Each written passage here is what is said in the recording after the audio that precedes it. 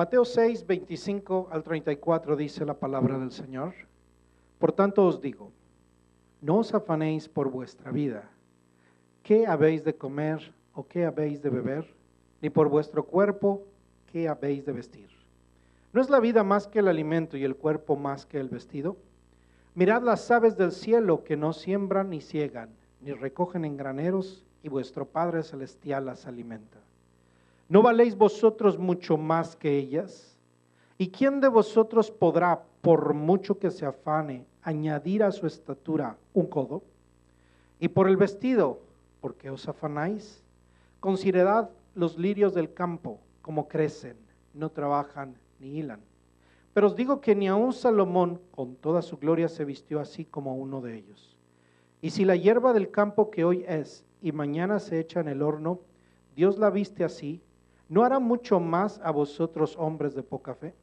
No os afanéis pues diciendo, ¿qué comeremos o qué beberemos o qué vestiremos? Porque los gentiles buscan todas estas cosas, pero vuestro Padre Celestial sabe que tenéis necesidad de todas estas cosas. Mas buscad primeramente el reino de Dios y su justicia, y todas estas cosas os serán añadidas. Así que no os afanéis por el día de mañana, porque el día de mañana traerá su afán. Basta a cada día su propio mal. Es una alegría que estamos terminando un año. Y aquí estamos. Pero es evidente que tenemos retos por delante para un 2018. ¿Qué nos deparará el 2018? No lo sabemos. Sin embargo, Dios nos ha regalado este precioso texto que hemos leído y que yo quisiera que lo tenga presente cada día del año, en cada circunstancia, en cada decisión que usted vaya a tomar en este siguiente año. Este texto es la respuesta a toda oración que pida paz y dirección, porque eso es lo que la palabra tiene aquí en este texto, paz y dirección. ¿No es esa su oración para cada uno de estos días? Que Dios nos dé paz y que nos dé su dirección. Cuando viene un problema a su vida, ¿qué es lo que le pide a Dios? Paz y dirección.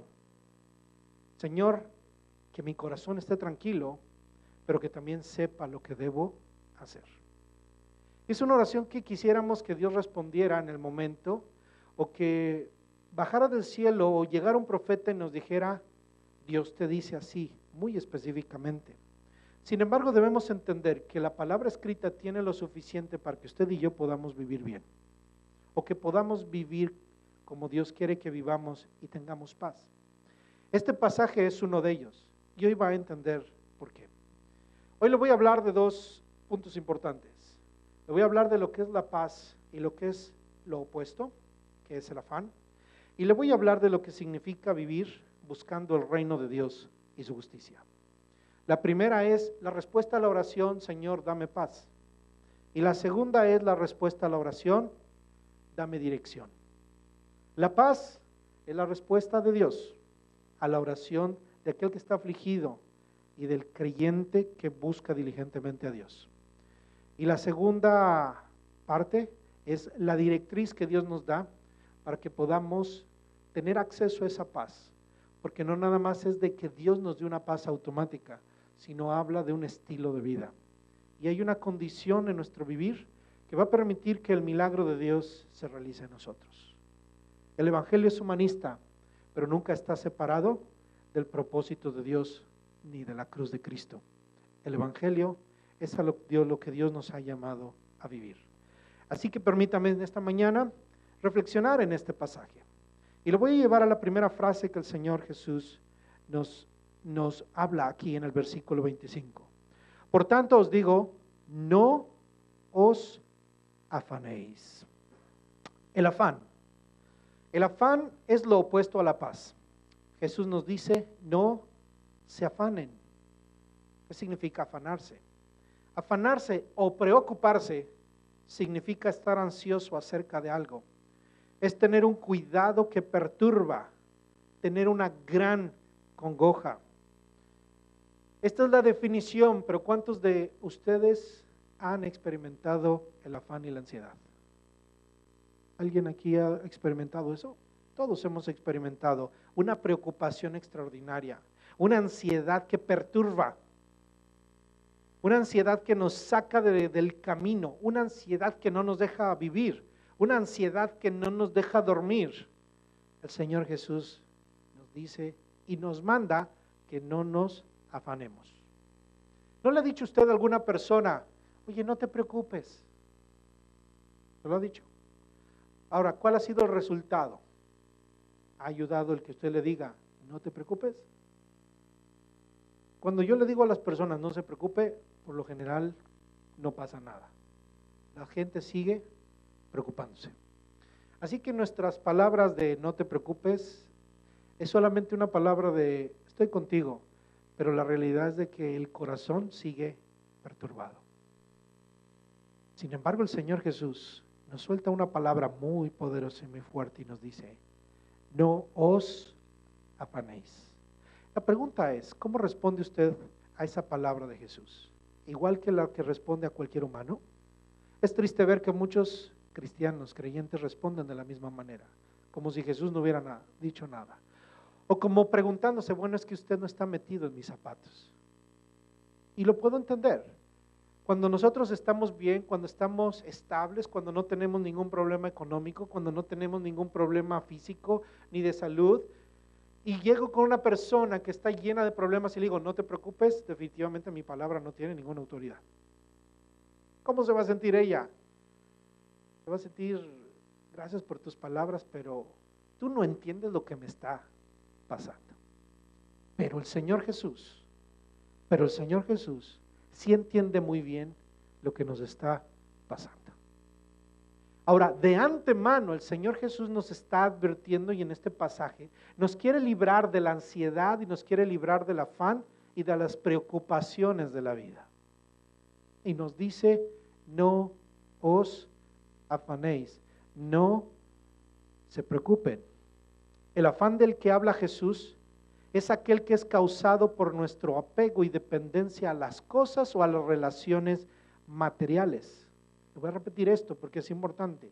El afán del que habla Jesús es aquel que es causado por nuestro apego y dependencia a las cosas o a las relaciones materiales. ¿Qué porcentaje de las preocupaciones que tenemos son materiales?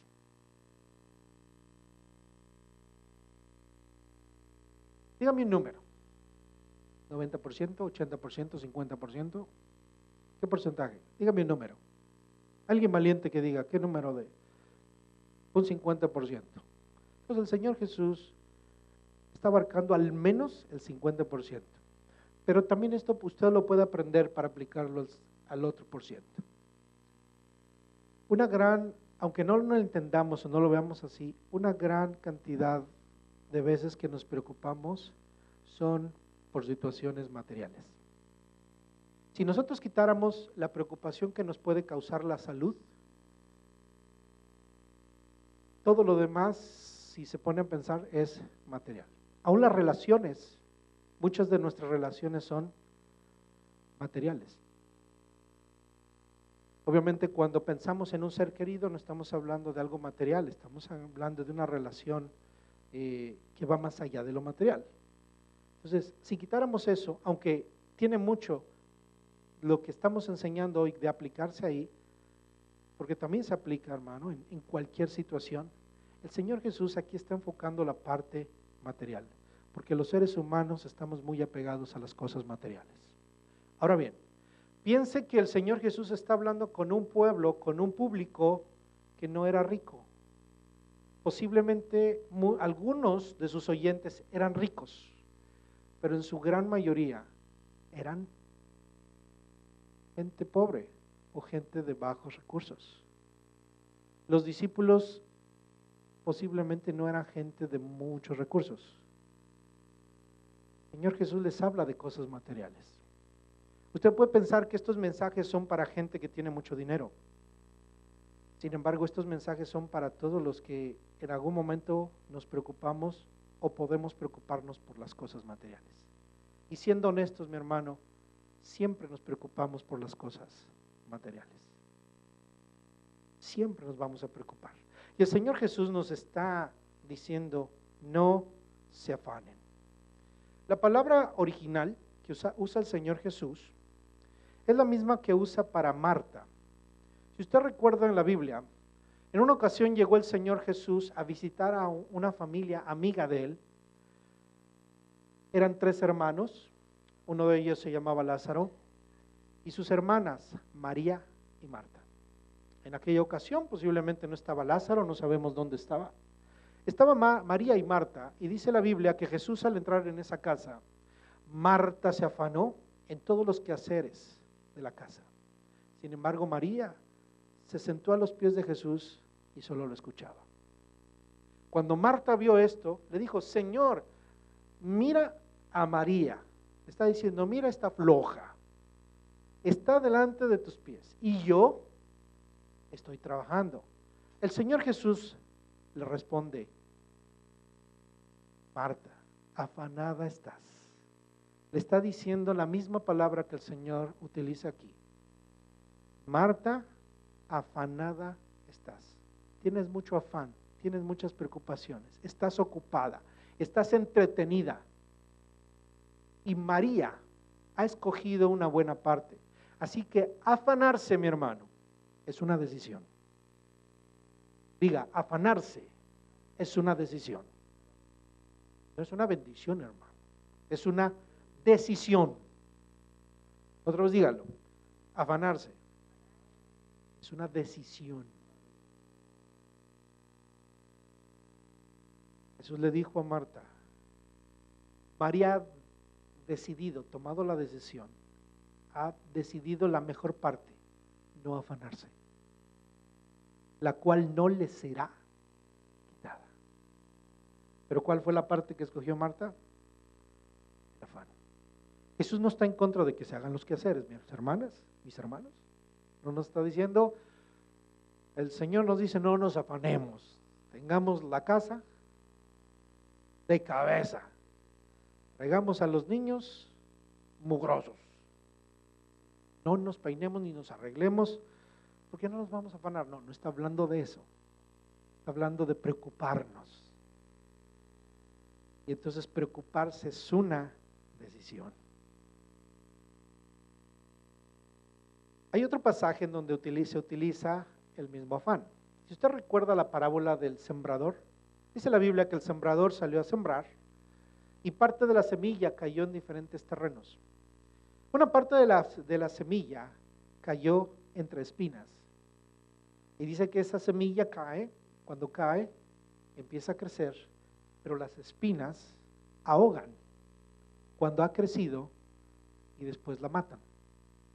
No puede dar fruto, ¿por qué? Porque las espinas ahogan la palabra. Y cuando el Señor Jesús explica qué son las espinas que ahogan la palabra, dice muy claramente que son las preocupaciones de la vida, el afán. Mi hermano, el Señor Jesús está en contra del afán y la preocupación. Hay algo en nosotros, mi hermano, que a Dios no le gusta, y es el afán y la ansiedad por los bienes materiales.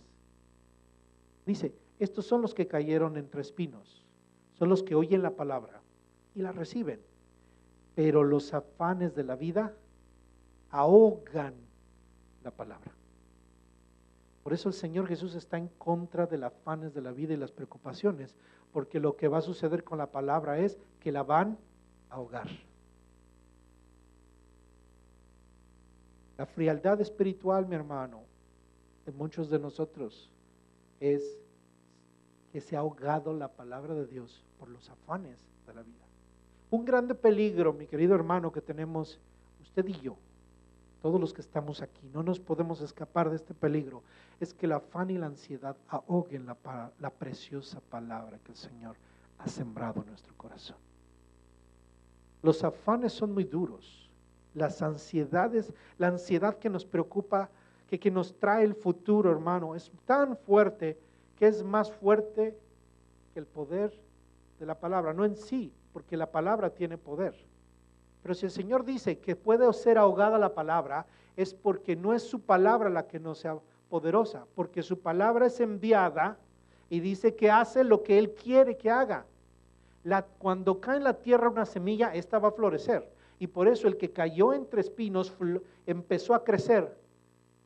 Porque la palabra de Dios va a surtir un efecto. Y por eso usted va a ver creyentes, va a ver cristianos que empiezan a recibir la palabra, les gusta la palabra, empiezan a oír la palabra, empiezan a dar ciertos pasos, pero cuando vienen los afanes de la vida, se los deja de ver. O los empieza a ver menos. O los empieza a ver a medias. Y a estos algunos les llaman fríos, tibios. Vamos a llamarles ahogados. Bueno, la palabra se ahogó en su corazón. Porque los afanes de este mundo los atraen más que el mismo poder de la palabra. Pero Jesús prohíbe preocuparse. Dígale a la persona que está a su lado, Jesús prohíbe que te preocupes.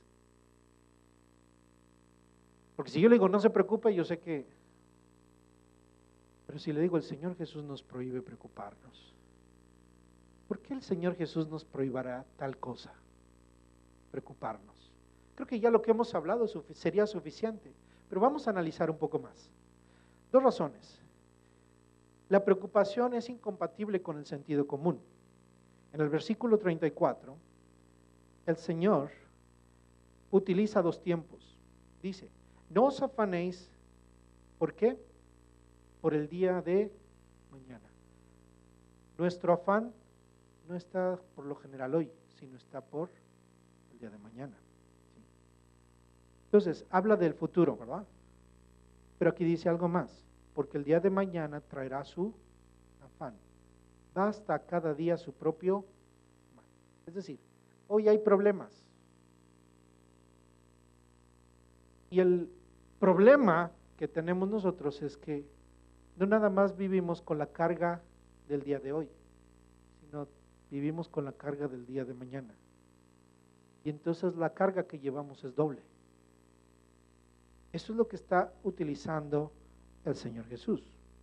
Se trate de la comida, el vestido o cualquier otra cosa, toda preocupación se experimenta cada día.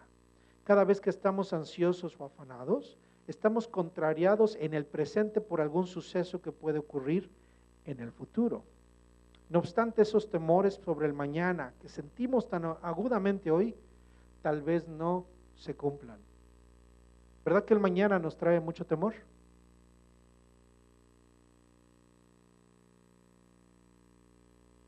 ¿Qué comeremos mañana? A lo mejor tenemos hoy algo para comer mañana.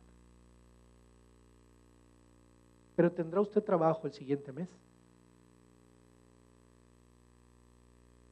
¿Tendrá trabajo el siguiente mes?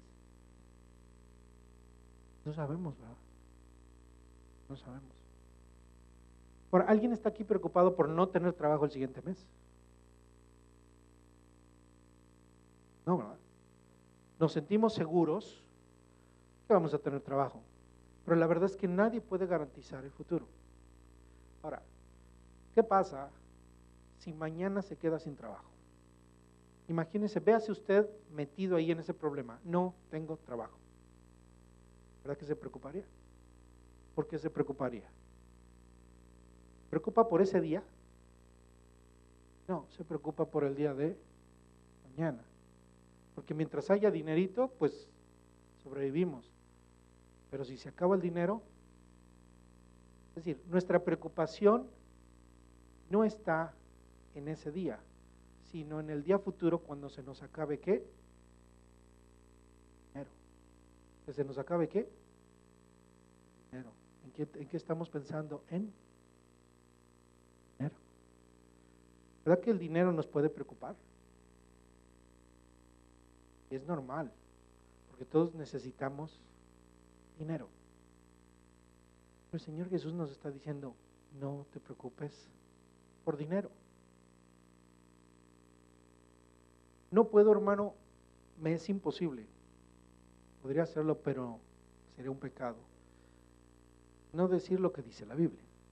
Pero la Biblia nos está diciendo que no nos preocupemos primero por las cosas materiales.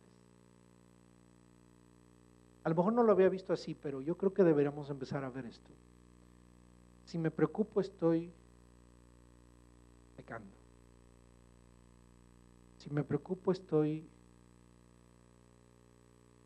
dando un mensaje incorrecto de mi cristianismo y de mi vida espiritual. Es un reto, es un desafío muy grande para cada uno de nosotros. Humanamente es imposible porque somos gente dependiente de las cosas materiales. Pero Jesús nos está diciendo, no dependas de las cosas materiales. No te afanes. ¿Cómo es eso? Solamente el poder de Dios, mi hermano, puede darnos la victoria. Y estamos instruyendo para que sepamos que Dios es capaz de bendecirnos. Pero la Biblia nos dice que no estemos afanados. Las personas se preocupan de no poder pasar un examen o no encontrar un empleo. Algunos se preocupan porque no han encontrado una pareja. Algunos dirán, ya tengo 30 años y no tengo novio, no tengo novia. Y están preocupados porque a lo mejor dirán, ¿y si no me caso? Y me quedo soltero. Son temores, ¿verdad? Pero ¿verdad que están en el futuro? Algunos tienen temor de conservar su salud. Algunos tienen temor de no tener éxito en alguna empresa.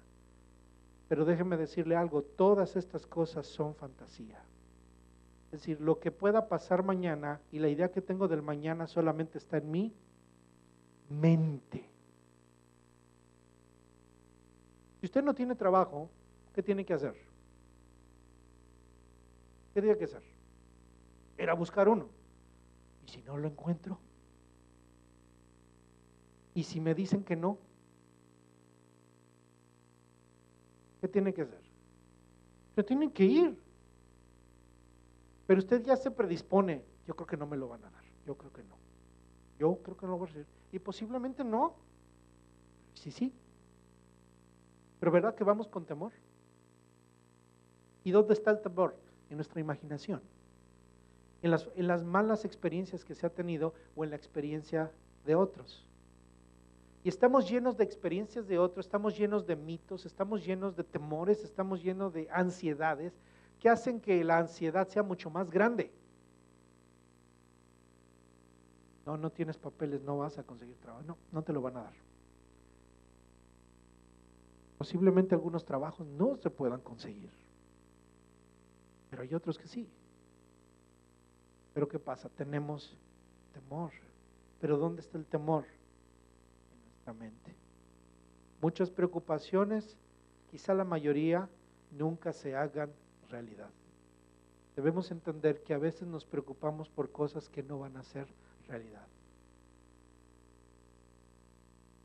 Todos tenemos temores y tenemos que batallar contra ello. Jesús fue una persona que vivió sin temores. Y él sabía lo que le iba a pasar. Sin embargo, lo pasó. Nosotros no sabemos lo que va a pasar y por eso tenemos temor. Pero el Señor Jesús nos dice, no temas, sé valiente. Esto es una cuestión de valentía, mi hermano. Es una cuestión espiritual. Es una cuestión espiritual. Y esto es una guerra espiritual. Usted y yo tenemos que entender la guerra espiritual que vivimos día con día. Con las cosas materiales no es estar peleado con el dinero y ver en un billete a Satanás, al diablo. Bueno, algunos ven que tiene un ojo ahí y dicen, eso es del diablo, ¿verdad? Bueno, es otra cosa. Y ven en los billetes casi a Satanás. No, hermano, la guerra espiritual está aquí en el corazón. Porque hoy tendremos $1, el día de mañana no. Pero voy a estar contento cuando tenga $1, pero debo estar contento cuando no lo tenga. Y eso es una guerra espiritual. Y cuando lo tenemos, no tenemos ninguna guerra. Ahí es donde también debemos hacer guerra, para no enamorarnos de las cosas materiales y apegarnos a ellas. Y cuando no las tenemos, tenemos que tener una guerra espiritual para no ansiarnos, para no afanarnos y no pecar. Dios nos dice, no te preocupes por el día de mañana. Dios no prohíbe, hermano, una sana solicitud y una prudente previsión, sino una angustia atormentadora y una necia presuposición de dificultades y calamidades que rara vez ocurren. Hay gente inclusive que es todavía más exagerada. Hay gente que no es muy pesimista, pero póngase a pensar una persona pesimista. Hay gente que, no, me voy a morir, mañana me voy a morir. Hay gente muy pesimista. Hay gente mucho más fuerte. Los creyentes tenemos que ser fuertes, aunque seamos pesimistas. Tenemos que meternos con el Señor. Si usted es de esas personas que es muy pesimista en su carácter, su personalidad, ore al Señor y pídale paz. De paz. Métase a la palabra para buscar la paz de Dios y entender cuál es el propósito de Dios para su vida. Y se va a encontrar con este texto, y este texto le debe dar paz y decirle, no te afanes por el día de mañana. Usted recuerda que cuando el pueblo de Israel estaba en el desierto, puede ver que es un pueblo grande, numeroso. ¿Con qué se iba a alimentar? Dios lo sacó para alimentarlo él. ¿Y con qué lo alimentaba? Con maná. Dice la Biblia que todas las mañanas despertaban y en todo el campamento había una capita de una polvito, una harinita pequeña. Que el pueblo de Israel empezó a llamarle maná. ¿Recuerda qué significa maná? ¿Recuerda lo que significa maná? ¿Alguien recuerda lo que significa maná? Significa, ¿y esto qué es? La primera vez que salió el pueblo vio eso y dijo, maná. Significa, ¿y esto qué es? ¿Y esto qué es? Entonces le empezaron a llamar el ¿esto qué es? Empezaron a llamar maná. Usted y yo debemos aprender a vivir del esto qué es. De aquello que viene de Dios. Por eso el Señor Jesús dice, no solo de pan vive el hombre, sino de toda palabra que sale de la boca de Dios. Dios puede mandar alimentarnos con lo que Él quiere, porque maná nadie lo ha probado jamás, porque fue para el pueblo de Israel. Ahora usted y yo probamos a Cristo, pero en el maná alimentó a un pueblo. Ahora fíjese esta característica que tenía el maná. Dice la Biblia que se les mandó al pueblo, se les mandó que recogieran lo que se iban a comer en ese día. Y entonces dice la Biblia que algunos no nada más recogieron lo que se iban a comer ese día, sino que se recogieron más de lo que tenían que comer ese día. Entonces desobedecieron, ¿verdad? Pero ¿qué le pasó a lo que ellos recogieron para el siguiente día? Lo que no se comieron en ese día. La Biblia dice que se agusanó, salieron gusanos. Fíjese, lo que Dios da, ¿usted cree que no le van a salir gusanos? Si viene de Dios debería ser casi sagrado. Pero Dios dijo, no, ustedes más van a recoger lo del día. Pero ¿por qué la gente recogió más? Porque se preocupó por el día de mañana. Yo le aseguro que usted y yo hubiéramos hecho lo mismo. ¿Cuál hubiera sido el pensamiento? Nos hubiera olvidado que Dios dijo que recogiéramos lo del día. Diríamos, vamos a guardar para mañana, por si mañana no hay, por si se queda dormido Dios, por si Dios se enoja, hacer una rebelión y Dios no nos mande maná. Pero si Dios dijo que les iba a dar maná, maná iban a tener. Pero ¿cuál es la actitud? ¿Cuál fue la actitud del pueblo? De desconfianza de Dios. Y utilizó lo que Dios ya les había dado y desconfió de Dios y no fue capaz de confiar de que si Dios me dio hoy, me puede dar mañana. Y le suceda lo que nos sucede a nosotros, por lo cual Jesús nos está diciendo, no estén afanados. No se preocupen por el día de mañana. El día de mañana también va a caer maná. Usted se sabe el Padre Nuestro. Una parte del Padre Nuestro dice, danos el pan de cada día. El pan se pide cada día. Para que sepamos que Dios trabaja día a día. Se pide el pan de cada día. De Dios dependemos, mi hermano. De Dios dependemos. No podemos, hermano, vivir con el temor del día de mañana, porque eso se aguzana. Se aguzana. Lo que el Señor desea es que concentremos nuestra atención en la obra presente, hacer la obra del día a su tiempo y dejar el futuro en las manos de Dios. Eso es algo difícil, pero alguien que es espiritual sabe depender de Dios para el futuro. Bien, la segunda razón por la que el Señor Jesús está en contra de preocuparse o prohíbe preocuparse es porque es incompatible con la fe cristiana. En el versículo 30 se le llama hombres de poca fe a las personas que ponen su mirada en las cosas materiales. Y esto es obvio. Si nosotros no podemos creer que Dios nos puede sustentar mañana, somos personas de poca fe.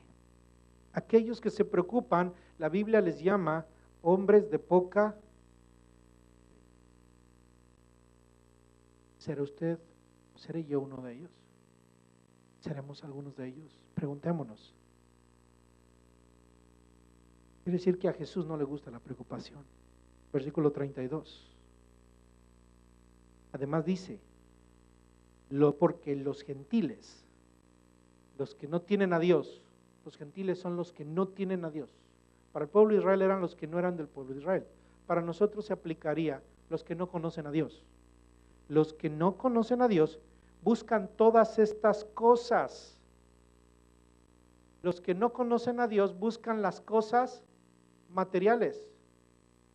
Y usted se pregunta, ¿por qué? Pues la gente es normal, la gente se preocupa por las cosas materiales y la gente tiene muchas cosas. Usted sabe que en este país la gente tiene muchas cosas, tenemos muchas cosas.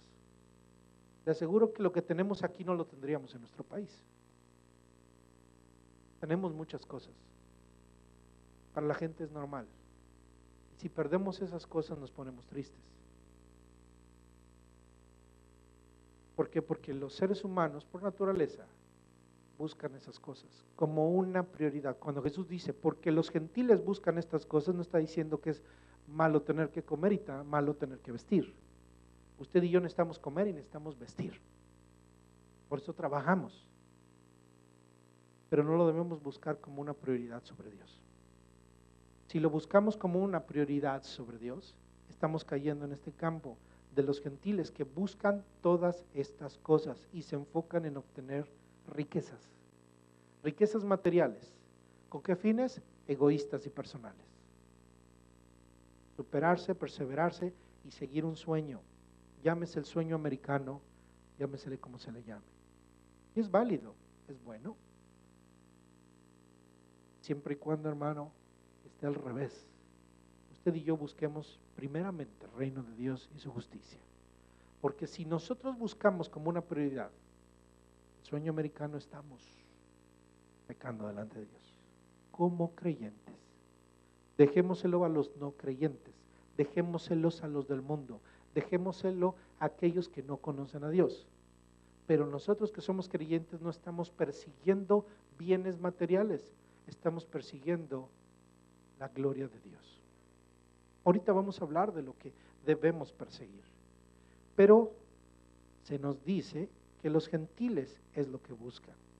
Pero si Dios ya tiene cuidado de lo mayor, de nuestra vida y de nuestro propio cuerpo, no podíamos confiar en su cuidado de lo menor, es decir, nuestro alimento y nuestro vestido.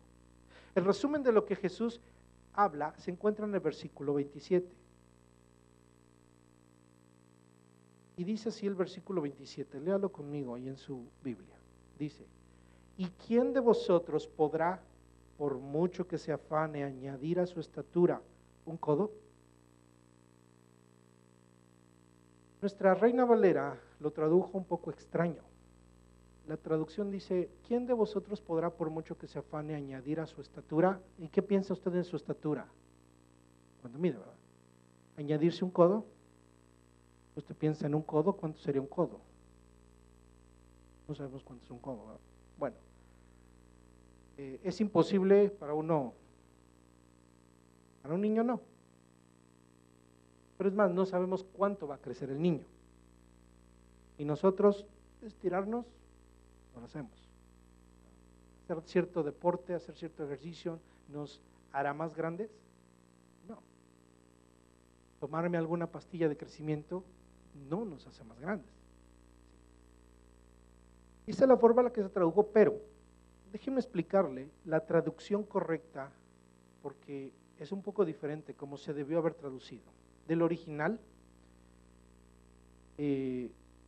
no dice eso. Esto sería el original. Le voy a leer cómo dice la traducción en lenguaje actual para que vea el sentido de lo que quiso decir el Señor Jesús. ¿Creen ustedes que por preocuparse vivirán un día más? Voy a leer otra vez. Esto es lo que debió haber dicho, lo que diría el original. ¿Cómo creen ustedes que por preocuparse vivirán un día más? Cuando tradujeron la palabra a añadir a su estatura, no está hablando de la estatura, sino está hablando de la vida. La palabra que se traduce como estatura aquí es vida. Y un codo es agregarle un tiempo más. Entonces, la traducción correcta o el sentido de esto es que nadie, por mucho que se preocupe, puede añadir ni una hora o ni un minuto a su propia vida. Por más que me preocupe, yo no puedo agregarme vida. Yo no sé si sea cierto el mito de que Walt Disney está congelado. Pero si es cierto, ¿usted ha escuchado eso? Como si pudiera poder revivir. Hay gente que ha hablado de gente que está congelado, que se congela para que pueda volver a vivir, ¿verdad? Pero la Biblia no respalda eso. Están más muertos que muertos. Nadie puede agregar a su vida nada. Por más que me afane, yo no puedo agregar a mi vida más vida. Si yo tengo una enfermedad y Dios me sana, es porque Dios me quiere dar esa vida. Pero si tengo una enfermedad y no me sana, yo no puedo agregar a mi vida. Nadie, por más que se preocupe, puede agregar nada a su vida. Nadie. Entonces nos da el principio, hermano, de que como cristianos tenemos que aprender a vivir confiando en Dios y conformándonos a la voluntad perfecta de Dios. Claro que Dios me puede poner una prueba, y estar en una prueba, hermano, estar en camino a punto de la muerte y ser librado. Y Dios me puede librar. A lo que voy, hermano, es de que no por eso vamos a dejarnos morir, no por eso no vamos a luchar, no por eso no vamos a trabajar, no por eso no vamos a hacer lo que debemos hacer. Es nuestra responsabilidad hacer lo posible por salir adelante, sin preocuparnos. Aquí el punto que el Señor está tocando es la preocupación. De modo de que nos carcoma, de modo de que nos apague y nos incapacite. Porque la preocupación incapacita. La preocupación nos quita toda la capacidad de la vida para pensar correctamente y hacer las cosas con cordura. ¿Ha visto una persona preocupada? Una persona preocupada no puede tomar decisiones. Le entra el pánico. Es una persona en pánico. Esa persona no puede tomar decisiones. Por eso el Señor Jesús nos dice, paz, no te preocupes, no te afanes, no te afanes. A los hijos de Dios entonces, se nos evita el trabajo, mi hermano. Yo no le estoy diciendo que no trabaje o estoy diciendo que el trabajo sea malo, que no persigamos, hermano, nuestro sustento, que no persigamos el sustento de nuestros hijos. El cristiano debe trabajar diligentemente. el trabajo es una bendición de Dios. El trabajo es un deber cristiano.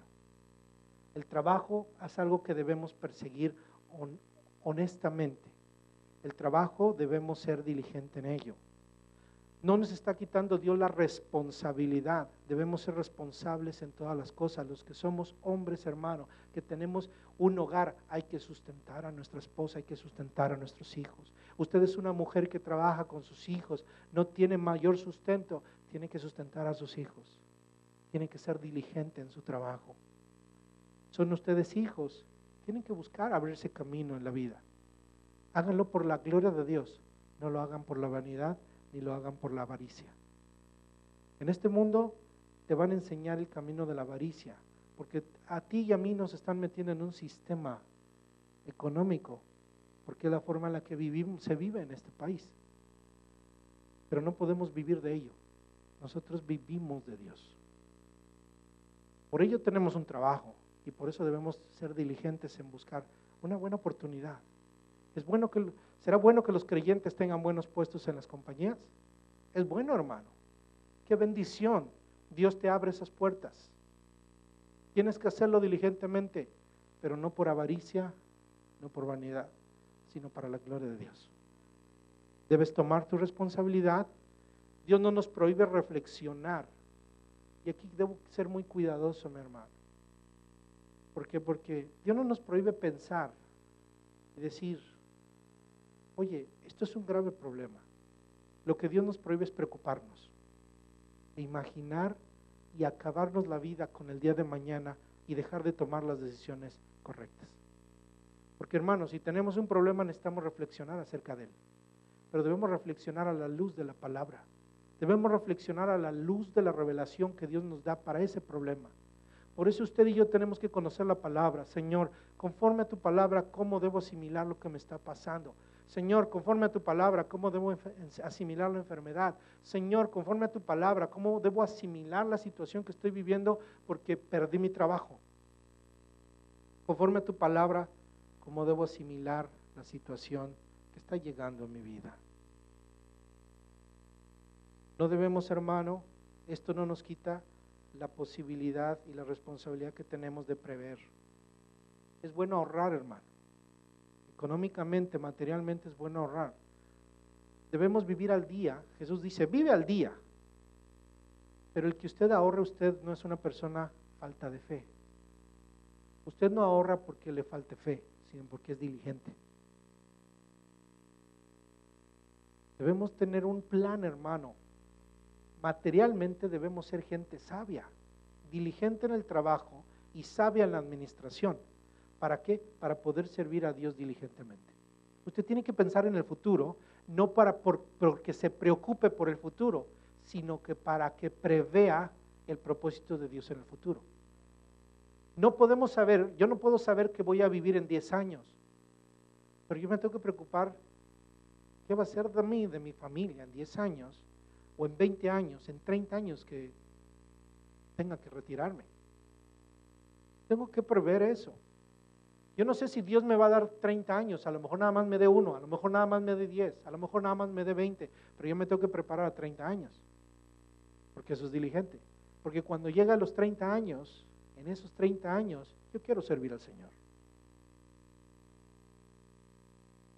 Ahora, si Dios no me lo permite y si Dios me da una ruta, me lo va a decir, me lo va a indicar, pero yo tengo que aprender a vivir las cosas por la fe. Ahora, no hay forma, hermano, de hoy, ¿qué tiene que hacer una persona que quiere retirarse en un determinado año? ¿Depender del Social Security? Se sabe que no se puede depender del Social Security, hay que invertir, hay cosas que uno tiene que hacer y uno las hace, pero eso garantiza que vamos a tener que algo no va a pasar en 15 años, que se caiga la economía, que se colapse la economía, o que le pase lo que a una empresa como Enron le pasó, en donde todos los empleados perdieron todos sus ahorros. Eso puede pasar, hermano. Nos da temor, podía darnos temor, pero dependemos de Dios. Y si perdemos lo que hemos invertido, hermano, sabremos que el día de mañana, si lo perdemos es porque Dios quiso que lo perdiéramos. Pero ese día Dios va a hacer algo, porque de Él depende.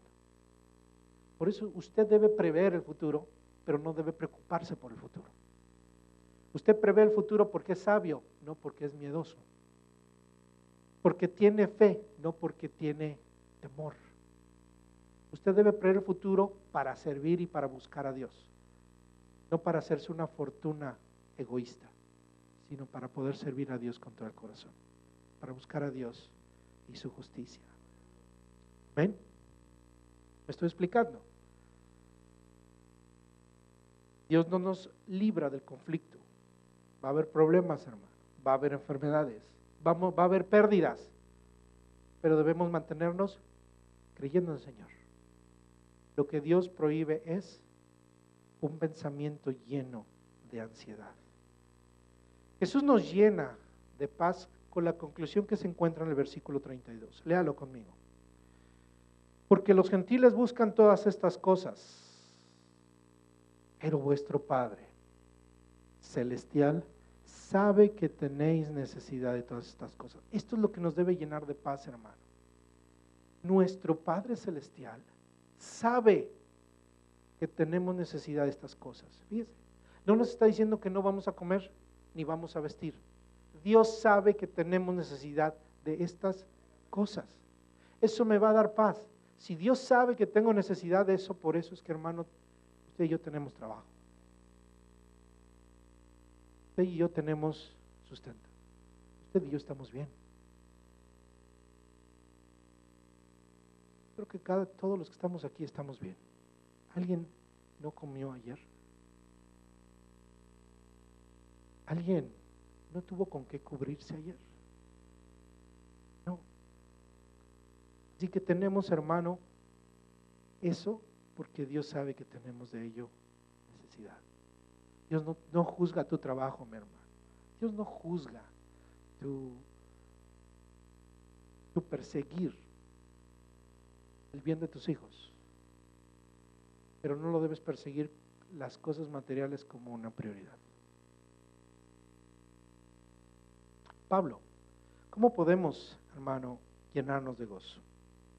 Llenarnos de paz. Bueno, sabiendo que Dios tiene necesidad, sabiendo que Dios sabe que tenemos necesidad de esas cosas. Y dos, orando. Pablo en su admonición de Filipenses 4, 5 al 6, hace eco de las palabras de Jesús. Filipenses 4, 5 al 6 nos dice así: por nada estéis afanosos o preocupados, sino sean conocidas vuestras peticiones delante de Dios en toda oración y ruego, con acción de gracias. Y la paz de Dios, mire, que sobrepasa todo entendimiento, guardará vuestros corazones y vuestros pensamientos en Cristo Jesús. Está hablando Pablo de que lo que usted y yo necesitamos es una paz sobrenatural. El mundo no la puede tener porque está ligado a las cosas materiales, pero el creyente puede perderlo todo y decir: Señor, a ti la gloria. ¿Se acuerda de Job? Tenía la vida asegurada, hermano, rico.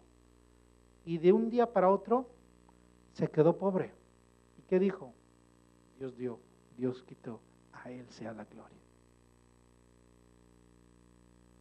Pablo está diciendo: no te preocupes. Antes, ora, ruega al Señor y dale gracias, con acción de gracias. ¿Cómo debemos orar cuando estamos preocupados? Con acción de gracias. ¿De qué? De que nuestro Padre Celestial sabe que tenemos necesidad. Y entonces, sobrenaturalmente, la respuesta de Dios es que nos va a dar. Ahí no nos dice Pablo ni nos garantiza que nos va a dar aquello que nos causa, aquello que carecemos, por lo cual tenemos ansiedad, sino que es lo que Dios nos va a dar: paz. ¿Cuál es la respuesta a la oración? La paz.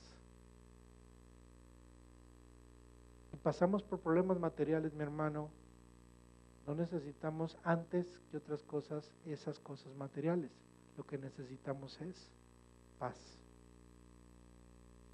Y Dios se ha comprometido que nos dará paz.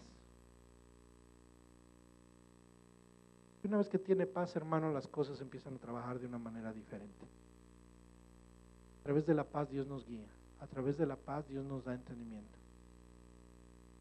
¿Usted no cree que Dios nos puede quitar cosas materiales con mucha intención? Nos lo puede quitar, que pueden ser un estorbo para nuestras vidas. Hay gente que se ha comprado supercarros cuando no tiene las posibilidades. Y andan tristes porque tuvieron que devolverlos, no pudieron pagar la letra, el carro.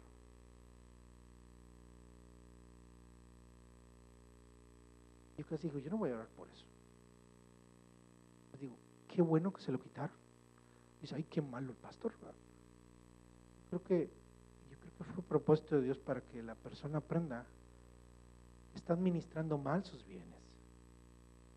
Tú no tienes para pagar ese carro. ¿Para qué lo sacaste? Este mundo te vendió y eres un vanidoso. Te estás metiendo en un problema del cual no te debiste haber metido.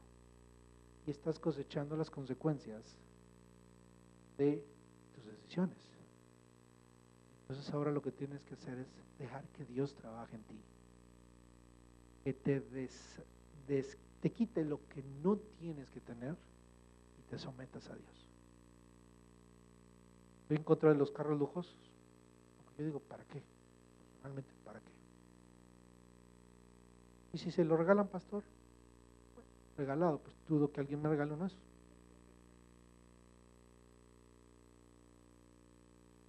Así digo, la verdad, pónganse a pensar, a la luz de la palabra, yo lo que veo en la palabra es, debo ser eso, debemos glorificar a Dios, hermano. Dios no se glorifica si Jesús nunca anduvo en el mejor camello. Nunca, ninguno de los apóstoles en el mejor carruaje. Era inconsistente con lo que Jesús está diciendo. ¿Por qué te preocupas por el día de mañana? Señor Jesús le dijo, mira, ¿tú quieres seguirme?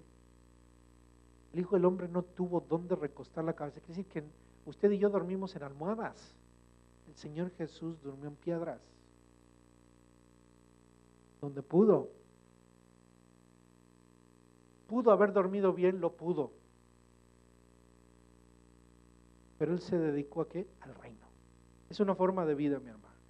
Estamos aprendiendo aquí, no algo que usted tenga que hacer hoy, es usted un estilo de vida que usted tiene que aprender. Principios de vida, porque es algo que hay que hacer ajustes en muchas áreas de nuestra vida.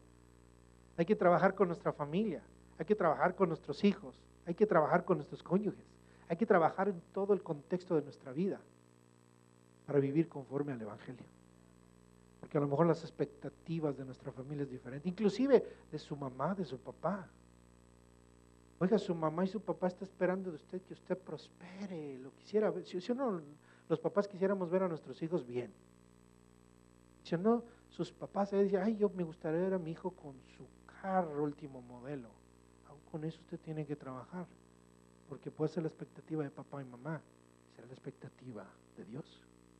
En el reino, hermano, no vamos a buscar las expectativas de los que están a nuestro alrededor. Claro que quisiéramos darle gusto a nuestros padres, quisiéramos darle gusto a nuestros hijos. Aquí no es de darle gusto a la gente, es de vivir conforme al reino de Dios. Porque mucha gente, por darle gusto a los demás, se mete en problemas y empieza a vivir una vida que no le pertenece. Se mete en deudas, se mete en problemas, y las deudas implican problemas, ansiedades, hermano. Alguien dijo, cuando usted vaya a la tienda, usted no va a comprar artículos, usted va a comprar paz. Por eso debemos pedirle a Dios que nos ayude con acción de gracias. Gracias, Señor, porque sabes que tienes cuidado de mí. Bien. Segundo punto entonces es, ¿cómo buscar el reino de Dios y su justicia? ¿Qué significa buscar el reino de Dios y su justicia? Unas ideas solamente. Buscar primeramente el reino de Dios es desear primordialmente la extensión del reino de Jesucristo. Número uno, buscar el reino de Dios, la prioridad del creyente no es hacer dinero y hacerse rico. ¿Cuál es la prioridad del creyente? Buscar, dice la Biblia, el reino de Dios y su justicia, versículo 33. Mas buscad primeramente el reino de Dios y su justicia. Y todas estas cosas os serán añadidas. ¿Cuáles cosas? Las cosas materiales. El mundo busca como una prioridad las cosas materiales.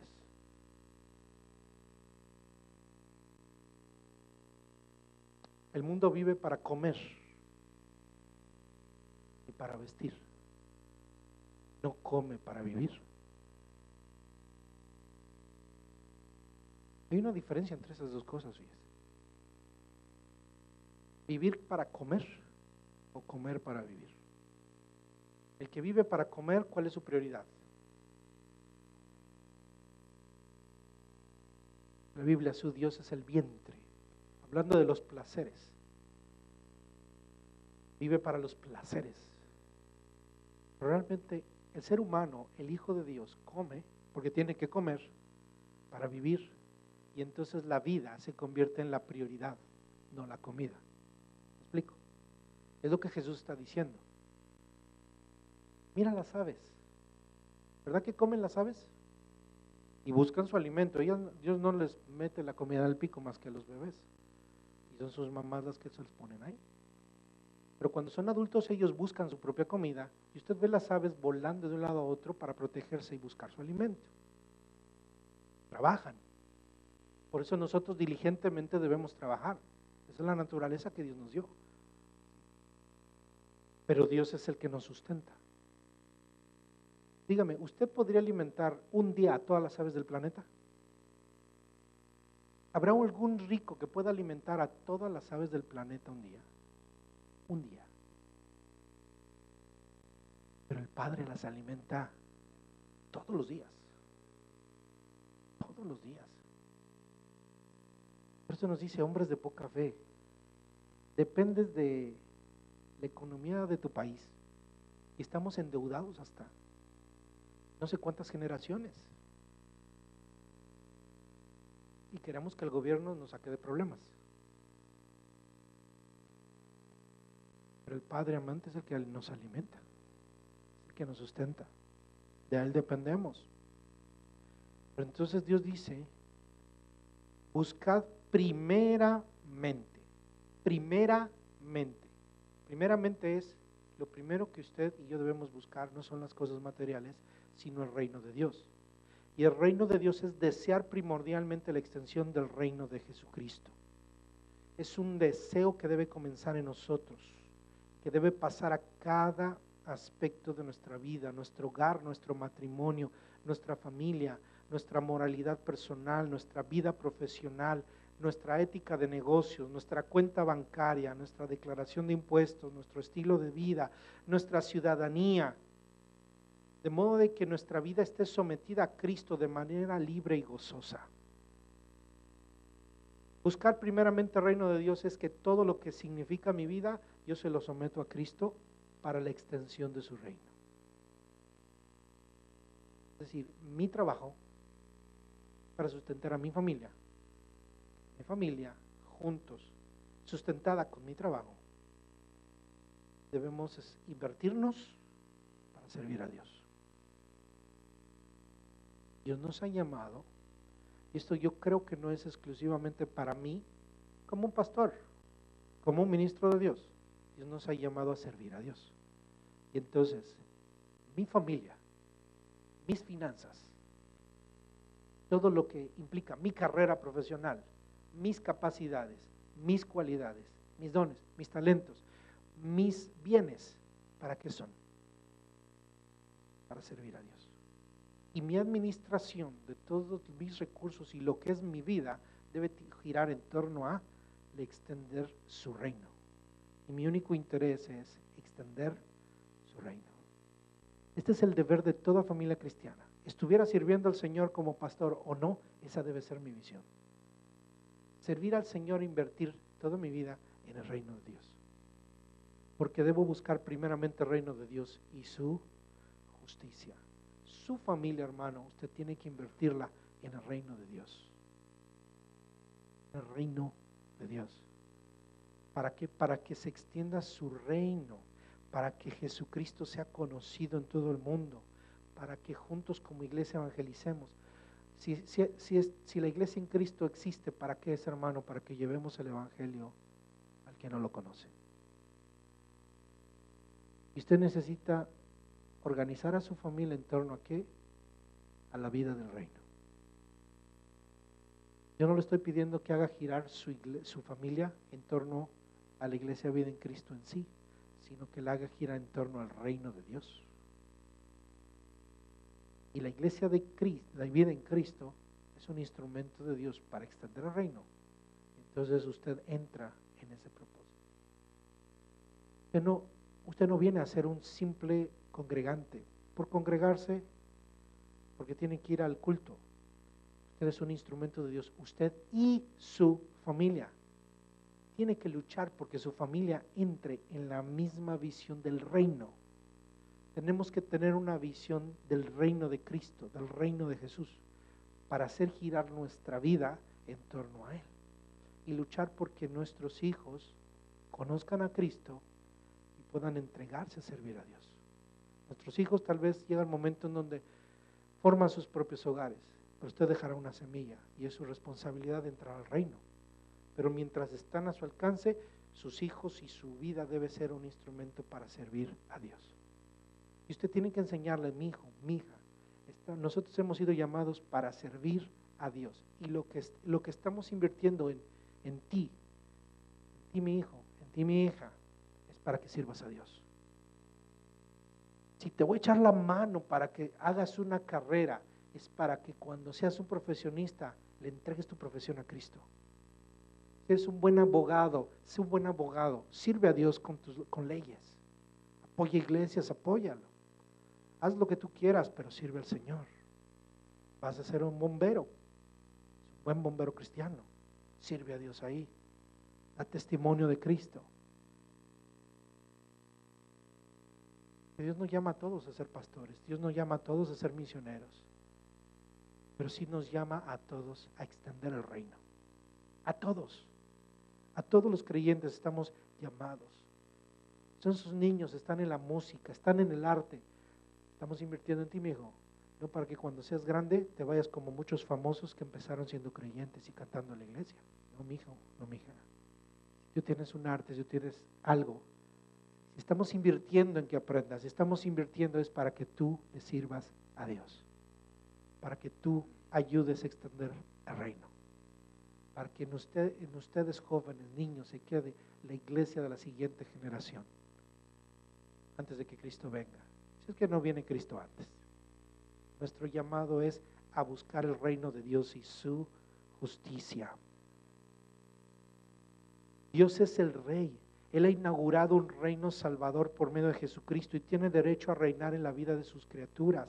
Nuestra ambición no son los bienes materiales. Nuestra ambición no es tener riquezas, es buscar que su reino pueda entrar a muchas vidas, a muchos hombres y mujeres, para que estos hombres y mujeres puedan darle la gloria que el Rey merece.